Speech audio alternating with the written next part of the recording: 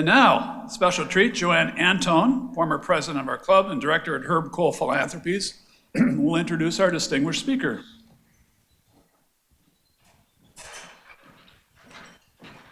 Thank you, President Steve. Good afternoon, everyone. I'm pretty sure our speaker today really doesn't need an introduction because after all, he's a native of the Milwaukee area, he's a fellow Rotarian, he's a community leader, but we all know him because he's no stranger to our club and our community, but I was asked to do this and it is my honor, so here goes.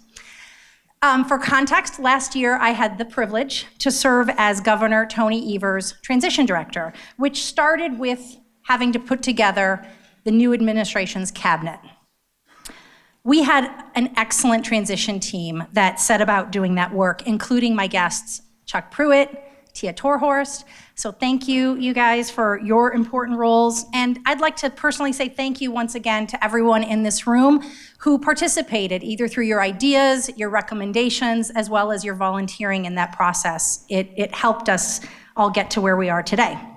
So as a transition team, we got together and we set about looking for, and I think we were pretty successful in snagging a top team of talent.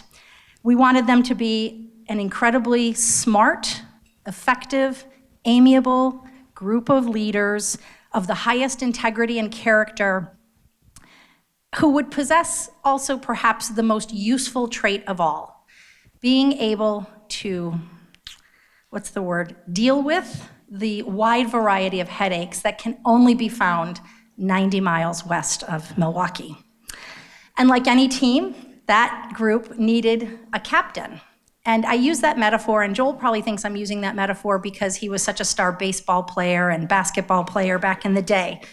But it's because in order to be a captain, you have to be all of those things. You have to be smart, you have to be effective, you have to have integrity, and then you have to be more. And Joel is certainly that. He is just a great public servant, and I would say, humbly, he is an even greater human being. So if our transition team did anything right in those really fast 60 days, it was helping to recruit our speaker today to the role he is in. Now, as Secretary of the Department of Administration, some people call it the Department of All, Joel Brennan has one of the most complex roles because he is in charge of running the state's largest agency, which has responsibilities covering everything from the state's human resources to their information technology, the buildings and assets and fleets under their purview. And then of course, that department is also responsible for the agency intersection of all the really important topics: energy, transportation, natural resources, and this thing called Foxconn. Now, prior to this unique opportunity, Joel had served at almost every other level of government, and we all know him for his more than a decade of leadership, serving as the president and CEO and the face and all-around great ambassador for Discovery World. He also served on the Wisconsin Center District Board and in service to many community groups. Today, just days after the governor wrapped up his first year in office and his second State of the State address, we have the governor's top advisor with us today, who's gonna give us an update. He's gonna give us a look back at 2019 and a look ahead to this year. And before I wrap up, I would add that if there is any hope that our government can be functional, that our government can be bipartisan, that our government can work to protect us and our futures, I can assure you it is because we have people like Secretary Brennan and Secretary Cole and Tia Torhorst, who are all here today, who are working together at the forefront to help find common ground and really just address the will of the people. I will be forever grateful to Joel for taking on this role, but today I'm just gonna thank him for making the Rotary Club of Milwaukee one of his first stops. So let's all please give him a warm Rotary welcome.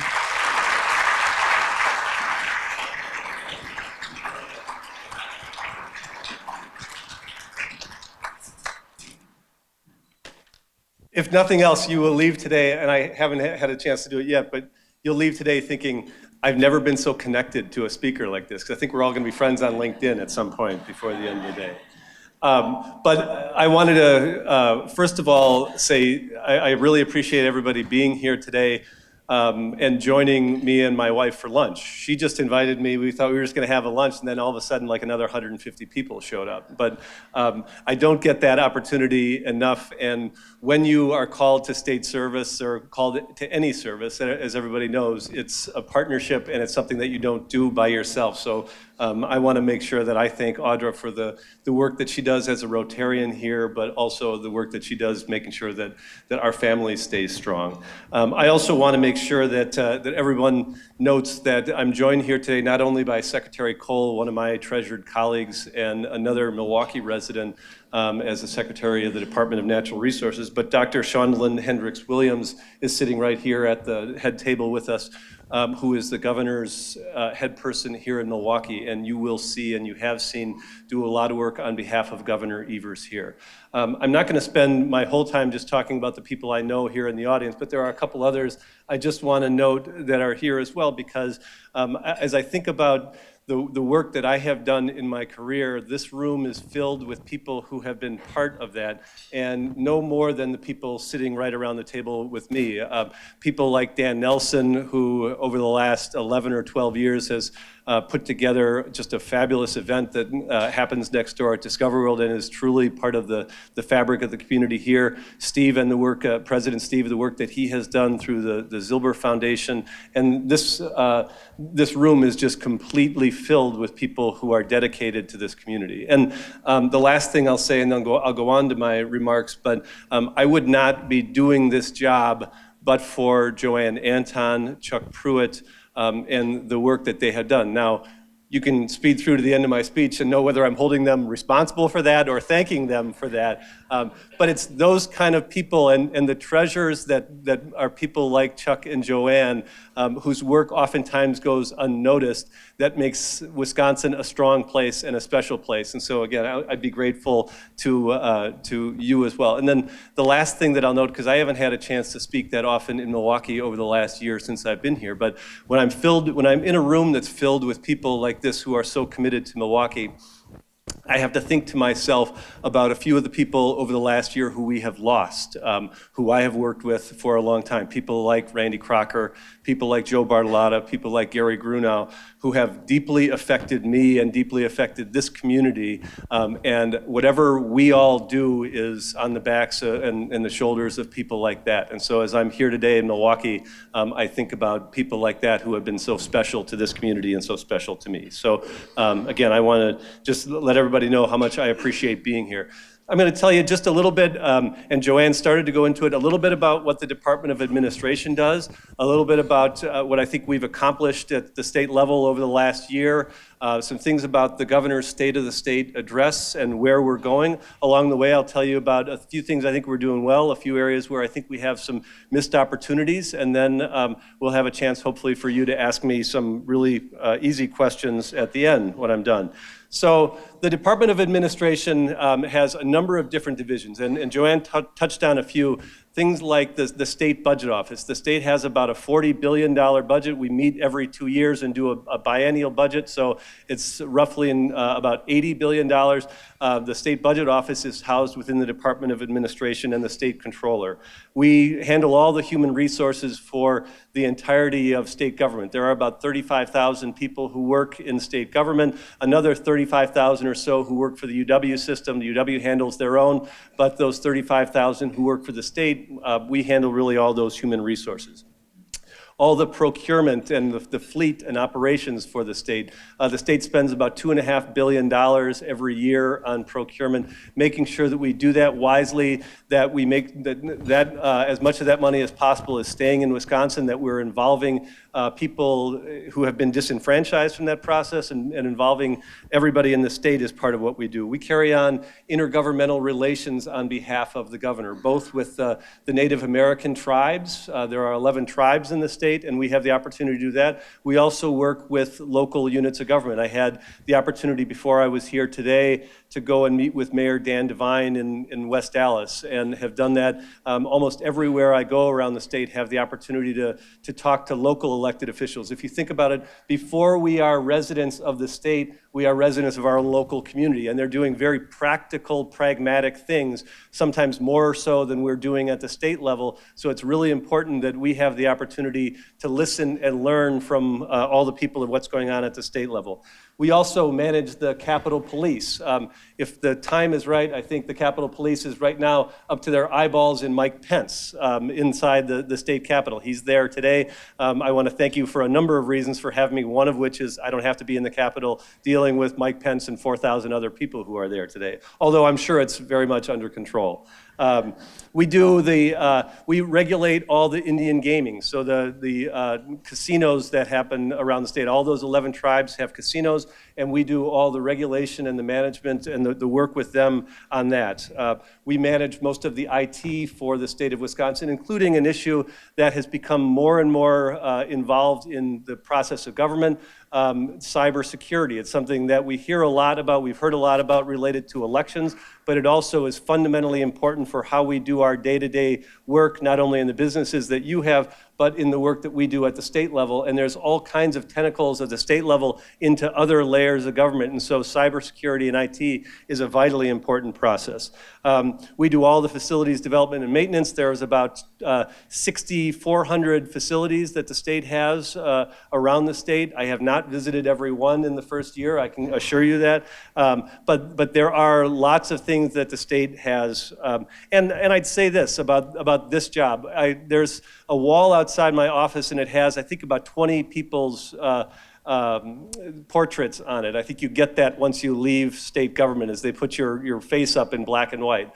And there are people like Mark Murata, people like Michael Morgan, Scott Neitzel, Jim Clouser, who pretty much wrote the book on doing this job. And I think if you asked all of those people, they would probably give you a little different perspective on what the job is. There's a whole host of things, 1,400 employees, $1 billion in that state agency. But really what we do is in service to the rest of state government and in service to the governor and the state legislature. But there's 1,000 ways that you go about doing that job. And I hope that as I continue to do the job for as long as I am in it, that I evolve in a way to be successful in my own way. It's not going to be the same way as all those others, and everybody has their own way of getting to be successful with it. I want to go through a few of the things that I think are accomplishments that this administration and this governor have had over the first year in office, and talk along the way about a few things where I think we're missing some opportunities or things that we can be doing a little bit better. The first thing I would say, and I think the governor, were he here or when he has the opportunity to address you at Rotary, would say he's proud of the fact that 95% of the bills that he signed during his first year had some bipartisan support. So there is no question, but there are differences and difficulties in making sure that we have the right kind of relationship between the parties as we get into an era of sharing government as opposed to one-party rule as the prior 8 years. But 95% of the bills that he signed had some bipartisan support. We passed a state budget that had some significant bipartisan issues in there. One of those being, and I think this is going to be valuable for people in the state this year and moving forward, but we included, and the governor had run on the pledge of a middle-class tax cut, and we were able to pass that in the budget and with some other legislation. And the 92% of those cuts for unmarried filers go to people who make under $100,000. About 75% of those go to married filers who make less than $150,000. So this was truly focused on the middle class, and this is something that both parties came together and were able to find some common ground on, and we think that that was an important step. This is a governor who started his career as a science teacher and has been involved in public education his whole life, so it's no surprise that public education funding was something that was vitally important to his first budget. We increased by about $500 million the spending on K-12 education, the first increase in special education in over a decade. Through the creative use of the veto, and I think people understand and they realize that the governor in the state of Wisconsin has one of the more powerful veto pens of anywhere around the country. He was able to veto about another $100 million that goes directly into classrooms around the state. So we were able to make that improvement, we thought, in the budget. We also had the largest technical school increase in funding in about the last 25 years. And I'll talk a little bit about this at the end and kind of in my day in the life that I want to tell you about. But the technical schools and the technical education, especially in certain parts of the state, frankly, in all of the state, but in certain parts of the state especially, they are the most direct link to employment needs. And if we took a poll of the employers and the people represented in this room, that's always on the top of the list of what people need. And there are some really successful things that are going on in the tech ed level, and so we want to make sure that we're able to continue those things. So we made a significant investment in technical education. We increased the funding for transportation. I said that I spend a lot of time talking to local elected officials in your community and in all communities. They want to talk about infrastructure. They want to talk about the fact that they don't think that the state has necessarily been upholding its end of the bargain. I try not to be too partisan in when I say things, but I will tell you that over the course of between about 2010 and 2018, the portion of the transportation money, the transportation revenue that went to debt service went from about 11% to 22%. What that means is whatever spending we were doing on transportation, we were putting on the credit card for someone else to pay into the future. And I think we were proud of the fact that we were able to add about $400 million of sustainable new resources that are dedicated towards transportation funding, but we did that with the lowest borrowing in the last 20 years. There was a difference of opinion between the governor and the legislature about how to do that. The governor had proposed about a 7 to 8 cent a gallon increase in the gas tax. The legislature decided to turn that into an increase in the registration fees. I mean, there's a public policy, there's a fine public policy debate to have over there. The one thing I'll tell you is that when you're in communities like Kenosha, Racine, Superior, La Crosse, other places that are on those borders, they will tell you that there is a number of people, there's lots of interstate commerce that's happening there, and we're missing out on opportunities. When we didn't do the gas tax, we missed out on opportunities to take some of that money away from Bear fans, Viking fans, Lions fans, others. But and I will tell you myself, many of you probably are filling out your new car registration form. There's an extra $65 or so on there. You're going to notice that, and that'll be paid entirely by Wisconsin taxpayers. But the good news is that's a sustainable funding source for the future of transportation in the state of Wisconsin. But to give you an idea and a sense of the scope of this issue, we put aside about $75 million in a special pool for villages, towns, municipalities to apply for just this year, for a one-time funding, $75 million. We put that out in the fall, and I think they were due back in sometime in December or early January. We got about $1.4 billion worth of kind of shovel-ready projects that local communities around the state want and need state resources for in terms of their infrastructure. That should be a signal to all of us that we're not quite doing everything that we need to when it comes to the long-term infrastructure needs of the state. So this is an issue I think we made some incremental progress on in this budget, but is one that we're going to have to keep doing more on into the future. Another area that I think we had some success on was in the capital budget. The governor proposed one of the largest capital budgets in recent memory, and while the legislature took away some of that, it was about a $2 billion capital budget, and about half of that goes to state type of projects, those 6,400 buildings I talked about. The other half goes to universities around the state and places within the UW system. Here, the Klatsche Center at UWM is going to get a significant upgrade. There's a new chemistry building. There are those kind of buildings all around the state. And I guess I would tell you one thing that I have learned over the course of a year being in and around state government is I believe more than ever that the universities here, the public universities, the private universities, are engines of innovation in this state. And we have the state university system where almost all of the building stock is getting old at the same time. They were built in the 50s and 60s, and in order to attract the kind of students that we need, in order to make sure that we can have the kind of innovation and creativity that will spur the economic development we want here in Wisconsin for generations to come, there needs to be an investment in the infrastructure on those campuses and universities. So that's one area where we were able to find some real agreement this year. And all of those things, I would say, are some of the pillars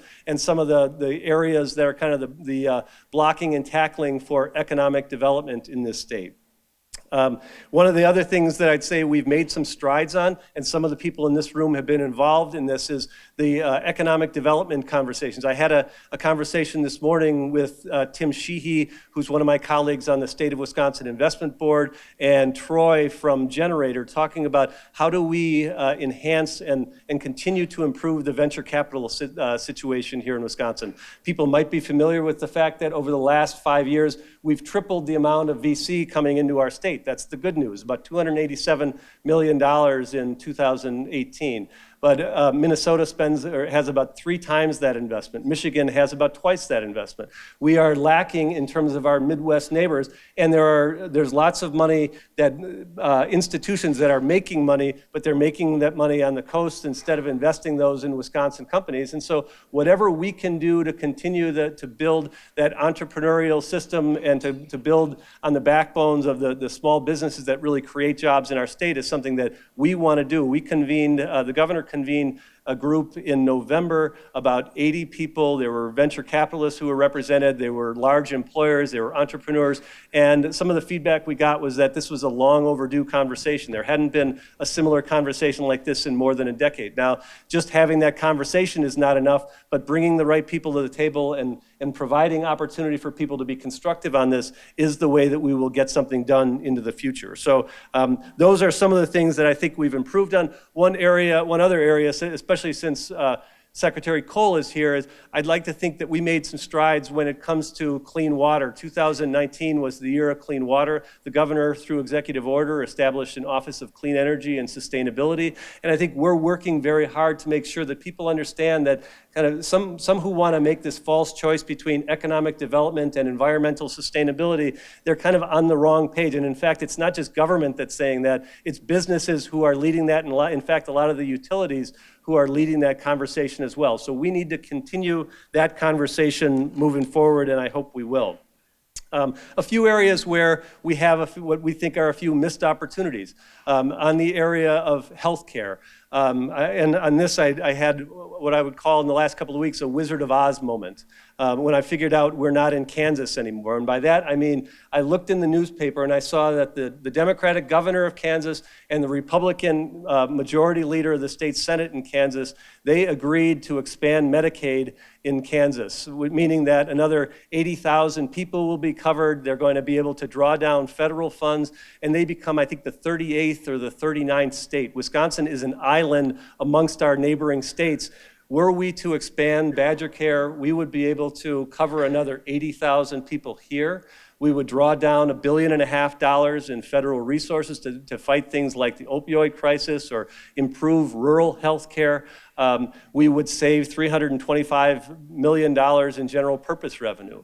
And I've had some friends of mine who are in the legislature say, this is just a major expansion of the welfare state. But really what this is us keeping up with Montana, Utah, Nebraska, Idaho. None of those are places I would call as real bastions of liberal thought. There aren't a lot of Democratic presidential candidates that will be visiting those states, I can assure you, but those are the last 4 states or some of the last states that have expanded Medicaid in their states. And in some ways, they've done it through the ballot box. And so this is something that Wisconsin still is far behind on, and it's one of the biggest missing pieces that we have, and we need to continue on. I also think that we could make some more investments. We did some good work on the infrastructure when it comes to higher education. I think we've missed out on some opportunities to invest in all of the innovative and creative things that we can do there. The other thing on my notes here, and I'll skip by them, is I don't think we did well by starting with those lame duck laws in December of 2018,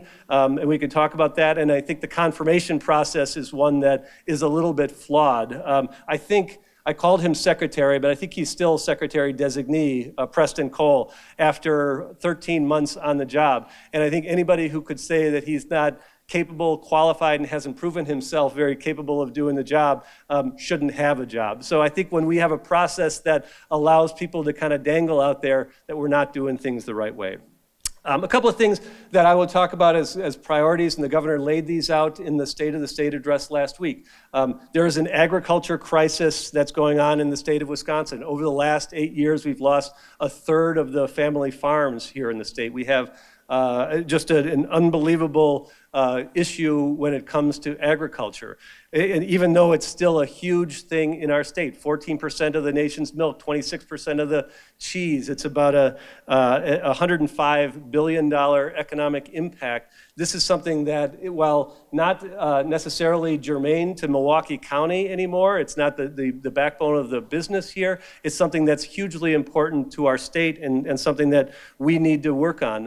The governor proposed a suite of 8 bills to make some changes. A number of these things were things that he had included in his budget that were taken out. The state legislature, the state assembly is meeting in special session today at the call of the governor.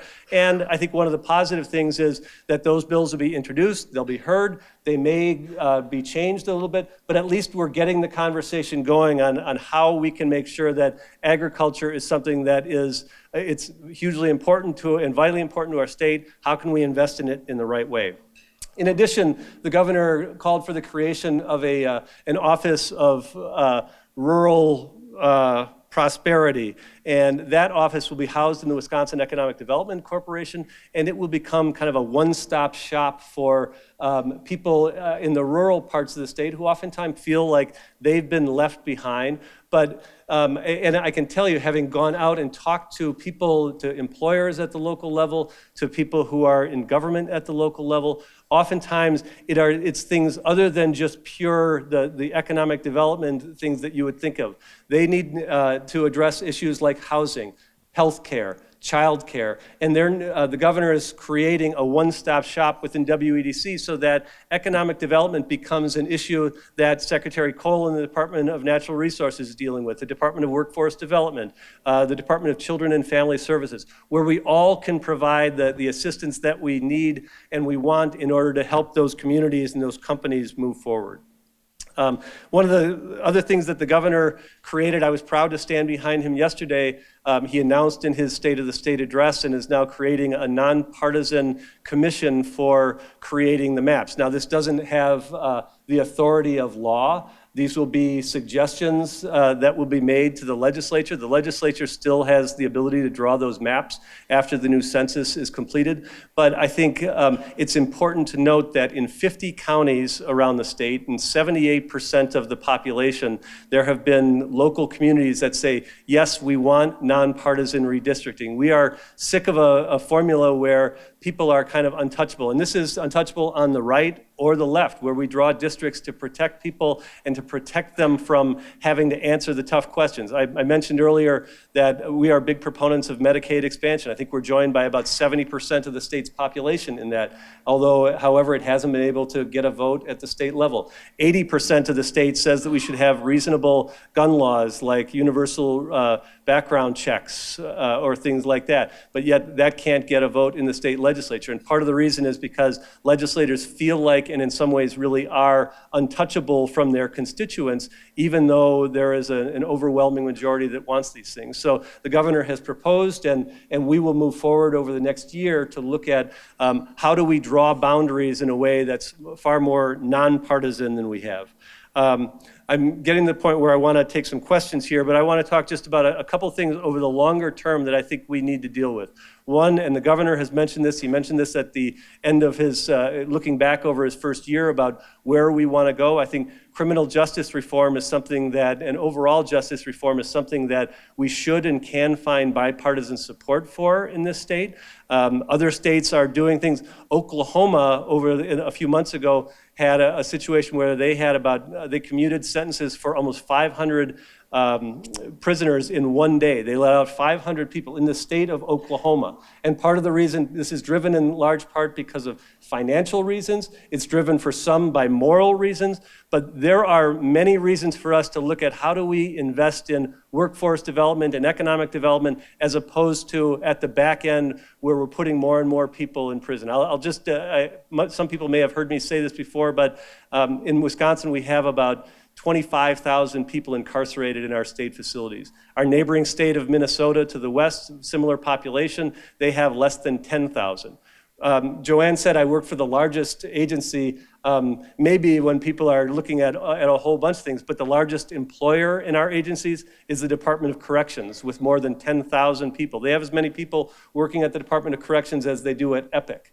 We want to make sure that everyone is safe in the public, and we can do this, and other states have done it in ways that save significant resources, but also provide opportunities for us to invest in other state priorities. Again, one last thing I'll say, and I expect maybe I'll get a question on Foxconn because I haven't brought it up, but I want to talk about some of the fun days that I have on the job. And last Friday was one of those days. I went along with the head of the Wisconsin Economic Development Corporation, Missy Hughes. We went to Crandon, we went to Stevens Point, and we went to Shell Lake. Those are in very different parts of the state. We flew to each of those places and then came back to Madison. But I want to tell you about a company that we saw in Crandon. It's a community of 1,900 people in Forest County, a very small, I think maybe the smallest population county in the state. But they have a family-run business that makes rubber-wheeled trolleys. And when we were there were trolleys that were ready to go to Dubai, to Miami Beach, to Estes Park. In fact, they were building the first all-electric trolley to send to Estes Park, Colorado. And this is tiny Crandon, Wisconsin, and a family-owned business. And it had gotten a little bit of assistance from WEDC, Wisconsin Economic Development Corporation, in years past. And this is, and in Stevens Point, we went to a manufacturer, a machinist, who has a wonderful connection to SPASH, to Stevens Point High School, where they're bringing in youth apprentices, but they also, you walked around the floor there, and they, to a person, they had gone to the technical college and had made their connection to that employer through the technical college. So that's the way that economic development is working in Wisconsin, and I hope that we as a state government and the Evers administration can continue to make those kind of investments and see more of those stories in the days to come. So with that, I'll stop and I'll invite either the easy or the hard questions from any of my friends in the audience.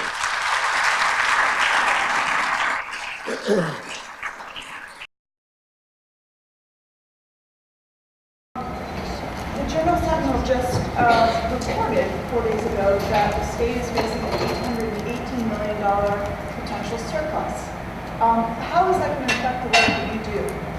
The question is about that we're financially in a relatively good place. We had reported last week, the Legislative Fiscal Bureau does a snapshot in January, and they said that the state, looking forward into this biennium, could end up with about an $818 million surplus. About half of that goes into the rainy day fund, but it would provide about half of that money to be spent. And the governor has made some statements about this, and I guess I would echo his, that we want to be cautious about those. The worst thing that we can do with resources like that is to spend that money on what's a one-time event. So whether it would be something that makes you feel good but doesn't do anything for the long-term sustainability or viability for the state, I think those are the kind of things that we don't see as necessarily the responsible way to do that. The other thing that I would note about that is we're in the first quarter of a 4-quarter game. We're in the first 6 months of the biennium, and I think we want to make sure, because I think even employers are still cautious about the way things are around the country and in our state, we want to make sure that we continue to be cautious. One of the areas I think we can probably find some agreement on is the governor proposed some modest things when it came to investing in agriculture that totaled to be about $8 million. If the legislature wants to look at some additional ways that we can promote ag and the challenges that we have in the state with that, that's one area we can probably find some agreement on in the immediate and do it. But I think we're sounding a tone of caution when it comes to that, and we want to make sure that we continue to have that kind of good news moving forward. Other questions? Yes, Roger. I was wondering, you said there was a tax cut for middle class, and I've heard there's an increase in funding in several areas. I'm wondering where taxes are being raised and the fees being raised to pay for that. Well, I mentioned on one area specifically for the transportation that there were increases in the car registration fees that went up.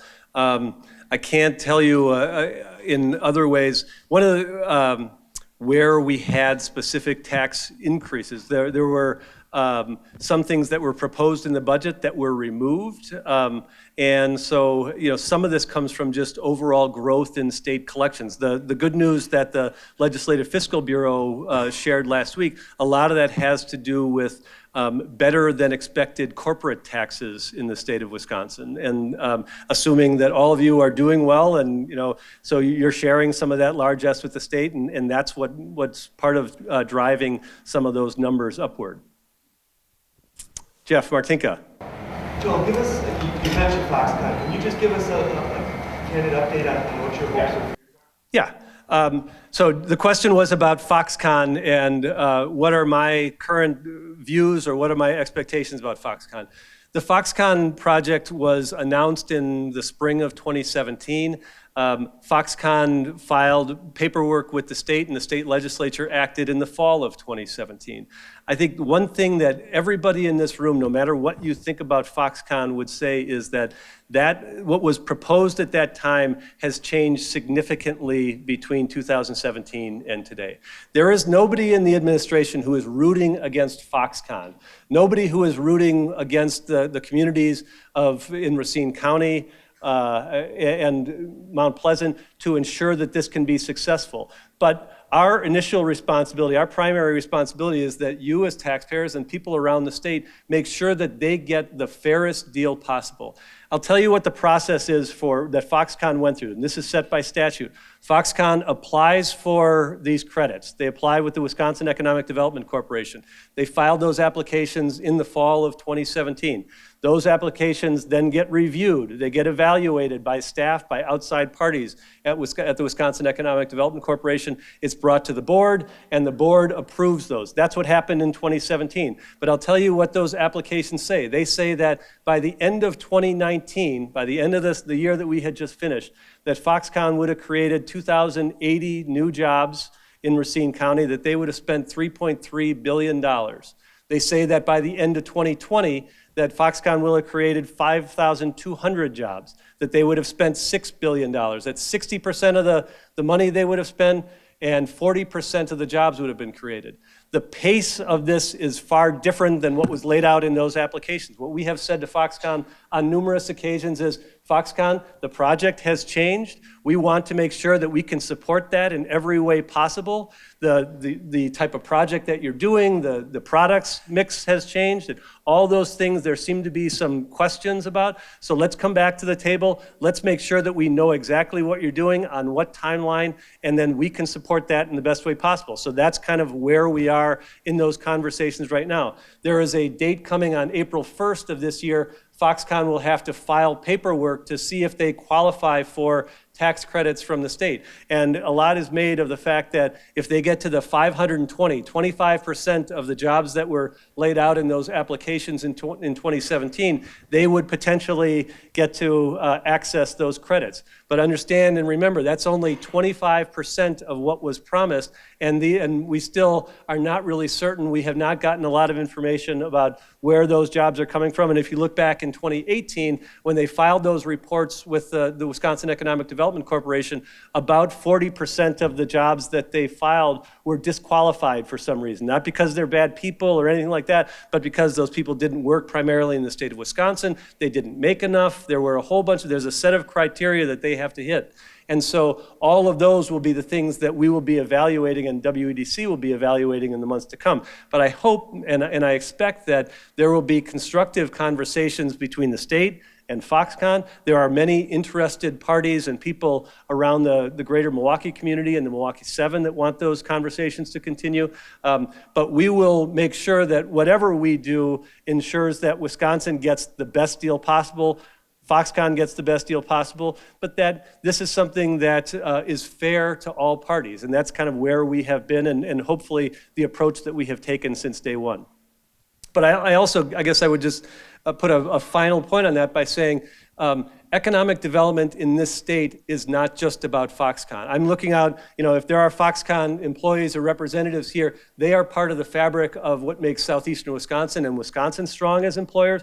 But there have been people who have talked about the transformational impact and that Foxconn is kind of what will spur us into the next generation. I look around this room and I think about the companies that have been here for 120, 150 years, the academic institutions that are represented here. I'll put my money on those people and those organizations to ensure that Wisconsin gets to where it needs to be. Foxconn wants to help us. They want to move us along. That's really good too. But I think that the ingenuity, the innovation, that's already here in Wisconsin. We don't necessarily need to import that from somebody else. We need to make sure we're harnessing that, promoting that, and doing everything we can to stand alongside you to do that. So I want to make sure that that's what the state is doing on economic development moving forward. Do I have time for another question or two, Steve? You giving me the hook yet? Yes. Hey, Joe. Hi there. Hey. Governor Evers and Public Service Commissioner Rebecca Bell recently announced plans to counter climate change. Can you touch on those plans and how they might become fruition? Sure. The question that Francis asked was about the governor earlier this summer had an executive order related to climate change.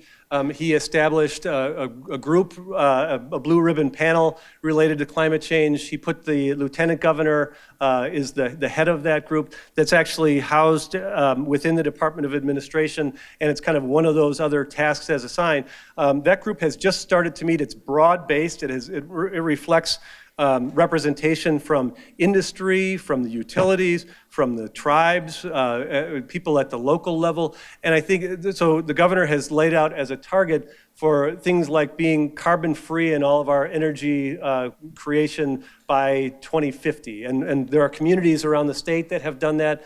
There are utilities that are already pushing towards that as well. So those are the types of things. Secretary Cole is very involved in these efforts. And I think, as I was saying, I think the effort is to engage all the right people in understanding that the work that we need to do is not to either protect the environment or grow the economy, that there are ways that we can do both. And I think that's the endeavor that's underway. And in fact, in places around the state, and lots of the places I've had the ability to travel to over the last year, that is something that's at the core of them. I didn't mention a lot about the tourism industry, but there is so much about this state and the state's economy that's connected to those resources that we need to do it for Wisconsin, we need to do it globally. I think I am about to get the hook if my peripheral vision is.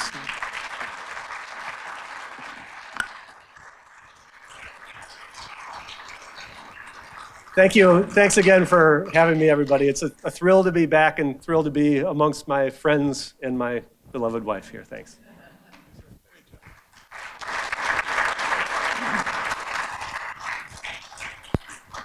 So, Joel, as you've heard in the past, Rotary has been a world leader in the effort to eradicate polio. So, in honor of the program today and your presence, we're going to make a donation in your name to Rotary International to purchase 50 doses of the vaccine to get us that much closer to a polio-free world. And I sense a lot of your work is connecting the dots. So we're going to present you with the Rotary mug, which is a connecting mug. So you can remember that when you go back to all those pictures on the wall back there in Madison.